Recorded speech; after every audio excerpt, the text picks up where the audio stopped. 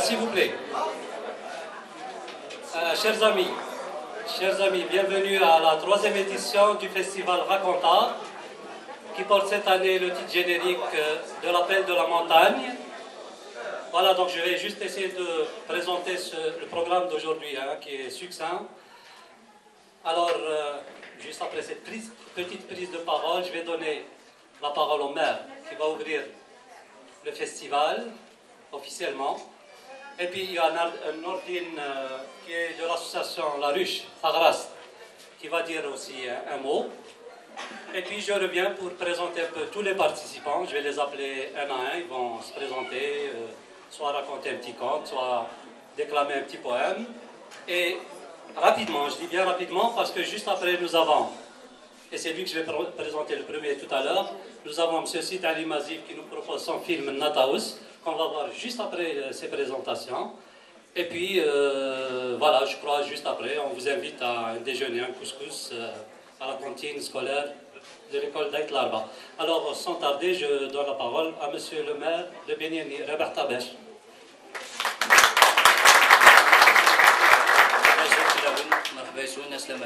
C'est toujours un plaisir, bien sûr, de retrouver les invités de nos associations. C'est toujours un plaisir de retrouver les invités de Hassan. Je leur dirai, je leur souhaiterai la bienvenue à Bignani.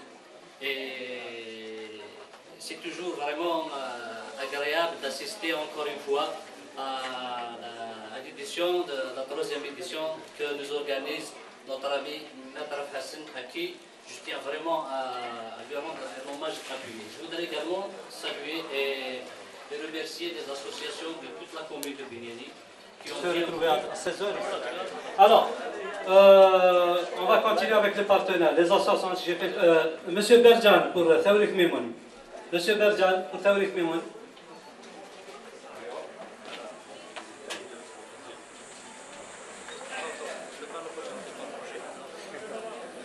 Je serai bref.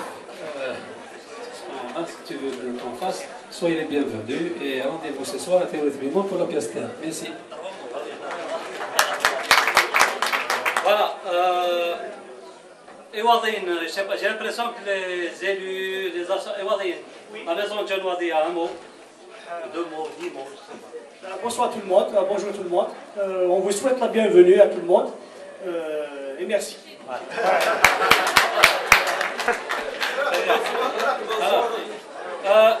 Est-ce qu'il y a un représentant de la direction de la culture? Direction de la culture, il y a un représentant? Non. Alors, pour la PW de Tizi Ouzou, ils viennent d'appeler, ils s'excusent, ils ne peuvent pas venir, ils vont passer dans la semaine. Je crois qu'ils accueillent une délégation de la Roche-sur-Yon, en même temps ils ont une conférence de presse. Voilà, ils viennent s'excuser, donc ils ne sont pas là. Je passe un représentant du Haut Commissariat à la Mésérité. Est-ce qu'il y a un représentant? Je crois que la même chose. Youssef Rahim a dit hier qu'il ne venait que dans la semaine. Ok, j'appelle le directeur du CFPA de Boukhalfa pour dire 2 mots. Tawrik Mimoun est l'œuvre de cet établissement et le directeur, c'est quelqu'un qui s'intéresse beaucoup à la culture. On lui donne la parole. Bonjour tout le monde. C'est Farhadan Farani de Mimoun. On remercie M. Hossein Moutraf pour l'invitation et on est les stagiaires sont là parmi nous. Donc nous dédions à la Sénégal durant les festivités.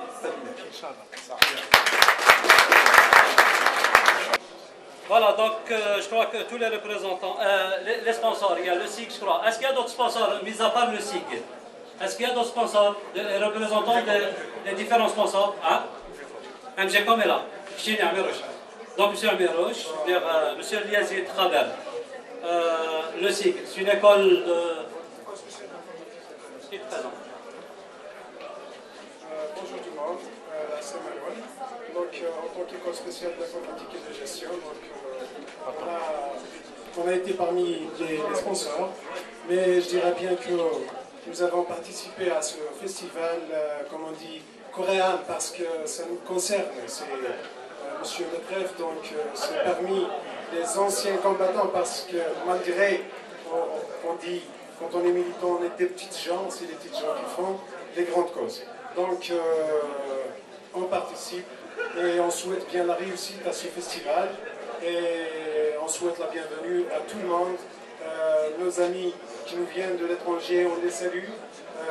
Sans citer les noms, je crois, c'est tout ce que je peux dire. Et espérons bien que ce festival va s'inscrire dans la durée et on lui souhaite longue vie et réussite. Et merci. Directeur adjoint du Centre culturel français d'Alger. Ravi d'être ici, ravi de savoir, ravi de pouvoir dire qu'effectivement le CCF soutient les activités de Racontar cette année-ci par la présence, en aidant à la présence de Fanny Guépara et de Fatima Garia, par exemple, mais aussi pour le plaisir d'y participer. Merci. Très bien.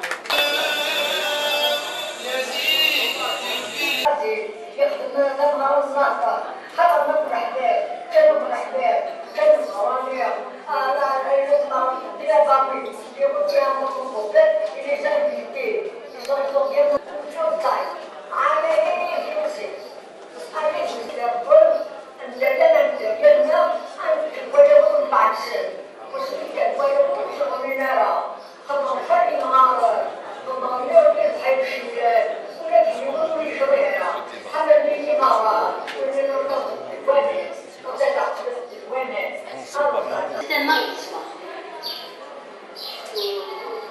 À peu près 7 ou 6 janvier. Alors ils commençaient à jeter des bonbons pour les enfants. Des bonbons et des gâteaux. Crème de gâteau. Et voilà, ils ont emmené beaucoup de blé. Quelle joie! Fou de bonheur d'avoir retrouvé leur mère. Les petits gambadaient et faisaient 1000 bonds.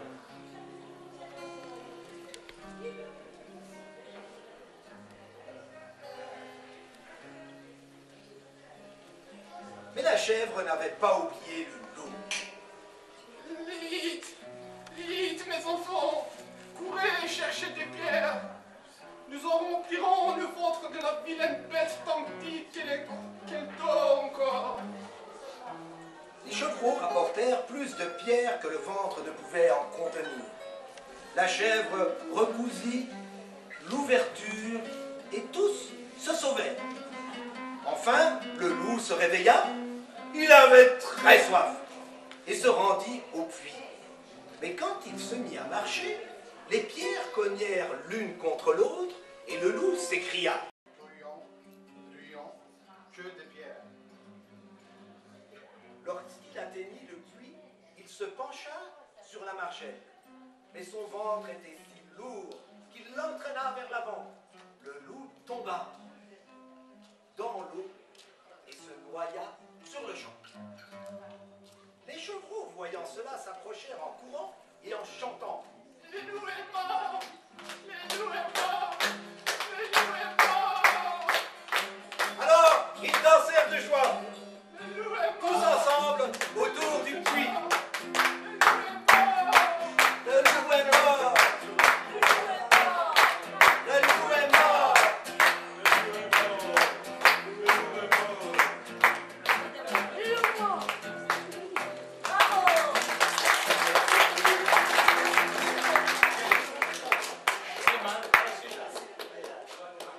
Vous voulez encore un autre? Oui. Je vais faire l'amour parce que je ramène les rosines dans les entrevorts. Tu veux faire entrer les doigts? Pas de problème. Vous êtes prêts? Oui. Il est de la brigade خليه في الحاجة. نروحوا من كل ما يفوت. Aventure dans sa malheureuse vie. Vraiment très drôle.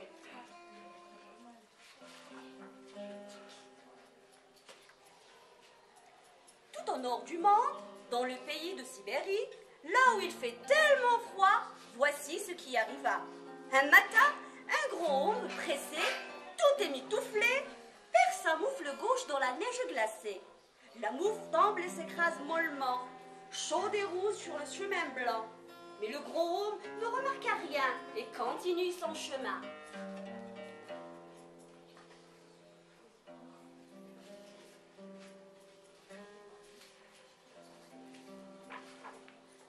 Une souris passe en trottinant péniblement. Ses pattes sont si gelées que...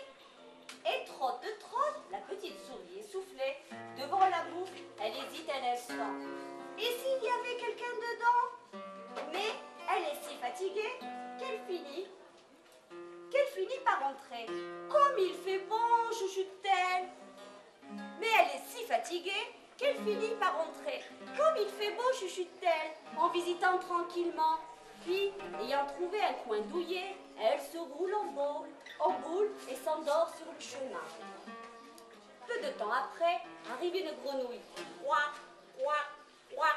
Une grenouille qui fait des sauts très hauts pour empêcher ses pattes de geler. Oh là là, quel froid aujourd'hui, croise-t-elle en s'approchant de la bouffe. Ouah, ouah. Y a-t-il un peu de place pour moi? Assez beau, la souris se réveille. Très ennuyée, elle se mit à cuiner. Si tu veux, entre chez moi. En faisant petite, je pense que ça ira. Aussitôt, la grenouille s'est...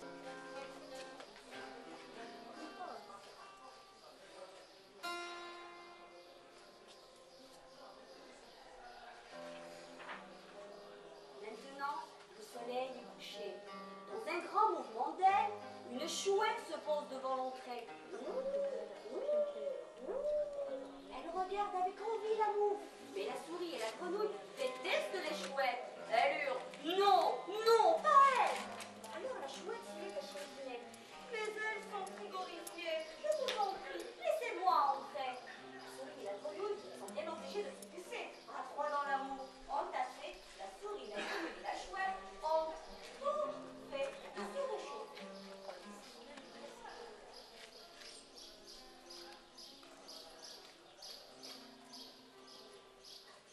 Cependant, au petit matin, elle y repasse.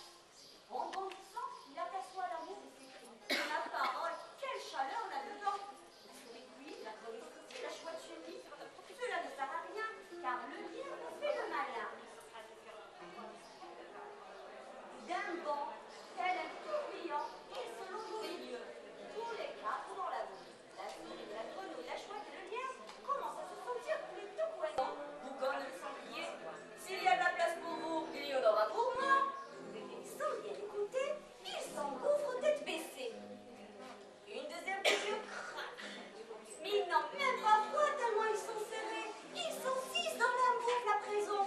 La souris, le grenouille, la chouette, le lièvre, le renard et les sangliers.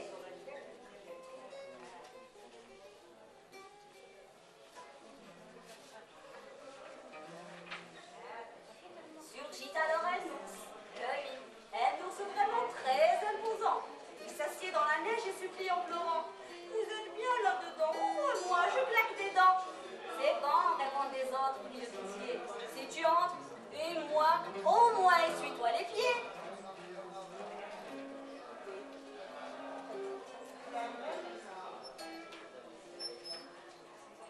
L'ours se fait petit, mais alors petit, le plus petit possible. Toutes les coutures se mettent à lâcher, mais il réussit quand même.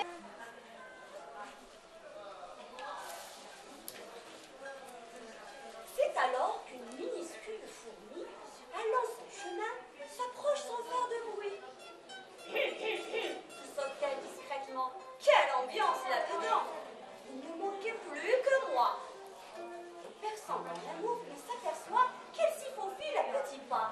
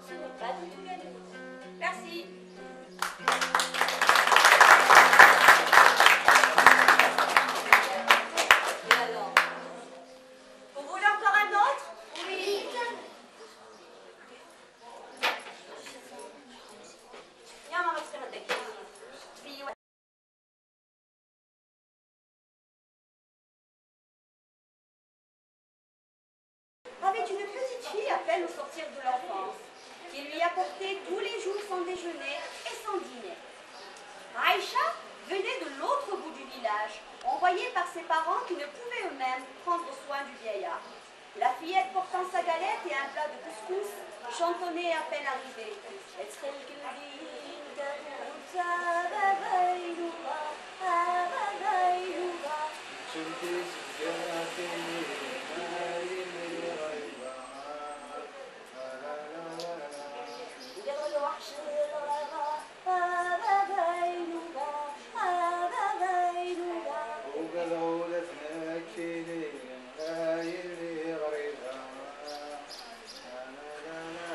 La fillette heurtait l'un contre l'autre ses bracelets. Il tirait la tachette.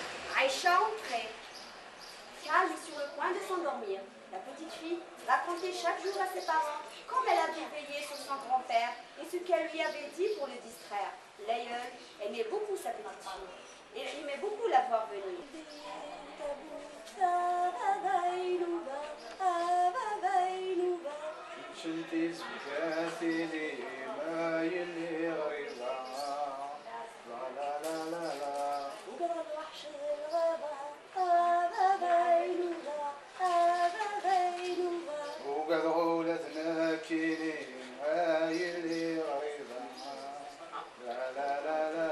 L'ogre se dit, j'ai compris, demain je reviendrai, je répéterai les mots de la petite fille, il m'ouvrira et je le mangerai.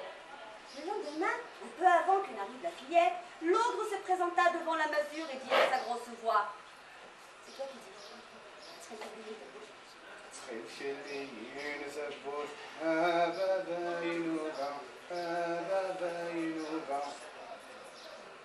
sauve-toi, maudit, lui répondit le vieux. Crois-tu que je ne te reconnaisse pas? L'ogre revint à plusieurs reprises, mais le vieillard, chaque fois, devinait qui il était. L'ogre s'en alla finalement trouver le sorcier. Voici, lui dit-il, il y a un vieil impotent qui habite hors du village. Il ne veut pas m'ouvrir parce que ma grosse voix me trahit. Indique-moi le moyen d'avoir une voix aussi fine et aussi claire que celle de sa petite. Le sorcier répondit, va, enduis-toi la gorge de miel et allonge-toi par terre au soleil, la bouche grande ouverte. Des fourmis y entreront et racleront ta gorge. Mais ce n'est pas en un jour que ta voix s'éclaircira et s'affinera. L'ogre fit ce que lui recommandait le sorcier. Il acheta du miel, s'en emplit la gorge et alla s'étendre au soleil, la bouche ouverte. Une armée de fourmis entra dans sa gorge. Au bout de 2 jours,